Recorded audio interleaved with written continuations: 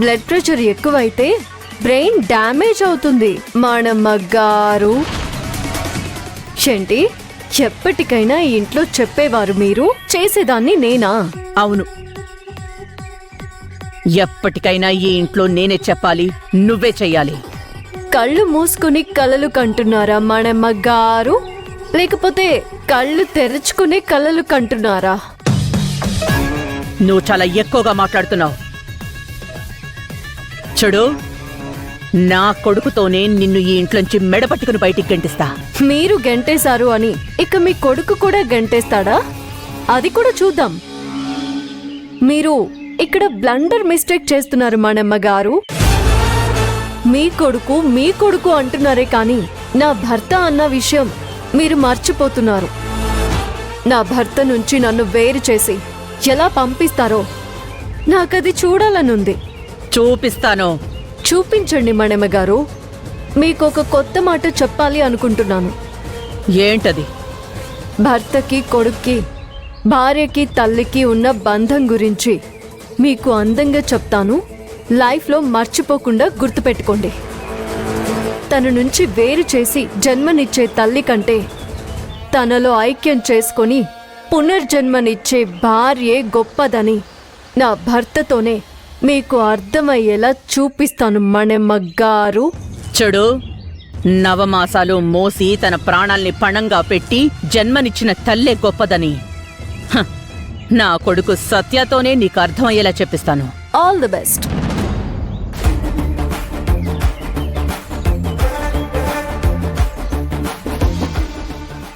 నేను నీకు చెప్పను, ముందు ముందు చూద్దు గాని. చూద్దాం.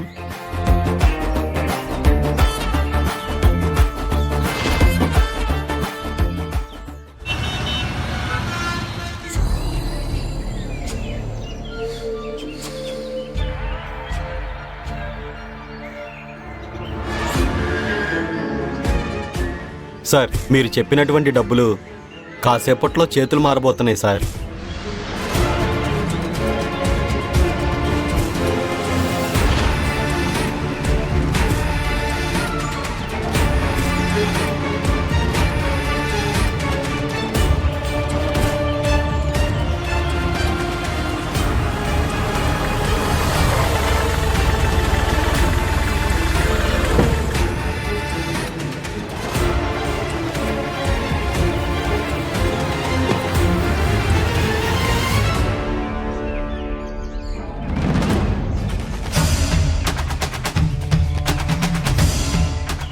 ఏంటి సార్, నిన్నేదో రైడ్ చేశారు, చెక్ చేశారు, కానీ మొత్తం మీద ఏం పట్టుకోలేకపోయారు? నా ఉద్దేశం మిమ్మల్ని ఏదో కించపరచాలని కాదు. యూనిఫామ్ వేసుకుంటే ఎక్కడ తప్పు జరిగినా ఆపేయాలి, మనవాళ్లైనా పరాయి వాళ్లైనా అడ్డుకోవాలి అనే సిద్ధాంతం కదా మీది. అంటే ఒకప్పుడు ఆ సిద్ధాంతాన్ని మీరు ఫాలో అయ్యారు కదా నా విషయంలో. మరి ఇప్పుడు ఈ విషయంలో ఏం చేశారు?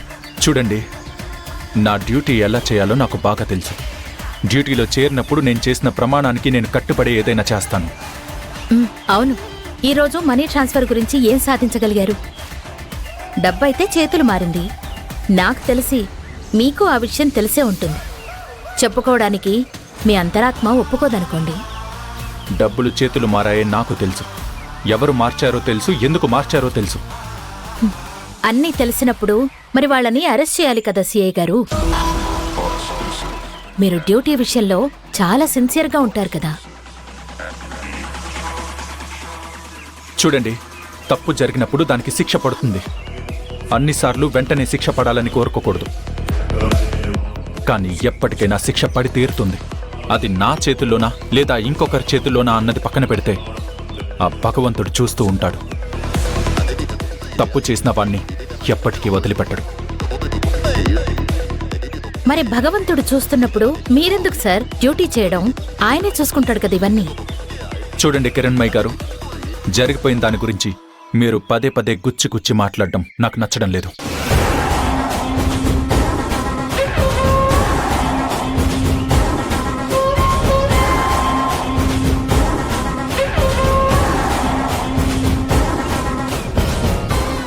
మేడం, మీరు ఎవరిని హర్ట్ చేయరు, అందరితో బాగుంటారు. ఒక్క సిఐ గారి విషయంలో ఎందుకు మేడం అలా మాట్లాడతారు? నాకు తెలుసు జరిగిన విషయం ఏంటో, కానీ సిన్సియర్గానే ప్రయత్నించారు కదా, ఎందుకు మీరు ఆయన్ని తప్పు పడుతున్నారు? నేను ఆయన ప్రయత్నాన్ని తప్పుపట్టడం లేదు, ఆయన ప్రవర్తనని తప్పుపడుతున్నాను. అన్నిటికీ యూనిఫామ్ యూనిఫామ్, డ్యూటీ డ్యూటీ. దానివల్ల అవతలి వాళ్ళు ఏం కోల్పోతారో ఎంత కోల్పోతారో ఆయనకి అర్థం కావడం లేదు. అర్థమయ్యేలా చెప్పాలని అలా మాట్లాడాను. మంజు, నీతో ఒక విషయం మాట్లాడాలని వచ్చాను, నా క్లయింట్ గురించి. కానీ ఇక్కడికొచ్చాక ఆ మూడంతా ఆఫ్ అయిపోయింది. నేను నీకు మళ్ళీ కాల్ చేస్తాను.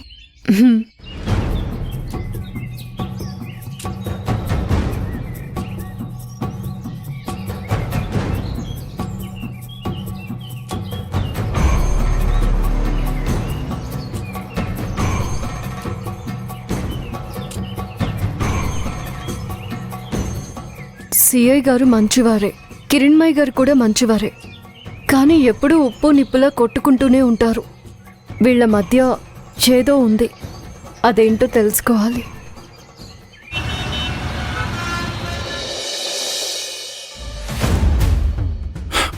ఆ మినిస్టర్ గాన్ని, వాడి పక్కనున్న సత్యగాన్ని వదిలే ప్రసక్తే లేదు.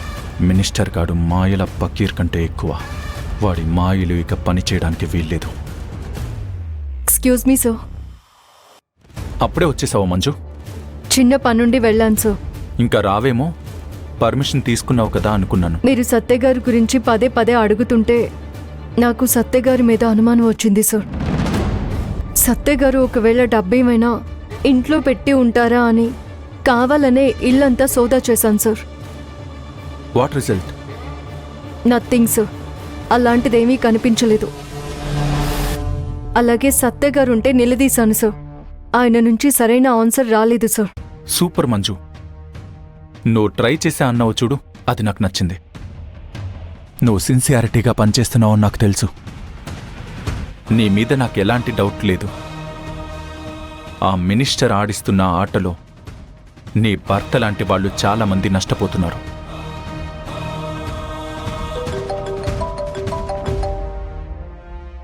ఆ మినిస్టర్ గాడే ఫోన్ చేస్తున్నాడు. ఈ టైంలో ఫోన్ చేస్తున్నాడంటే వాడి హ్యాపీనెస్ని నాతో షేర్ చేసుకోవడానికి అయి ఉంటుంది.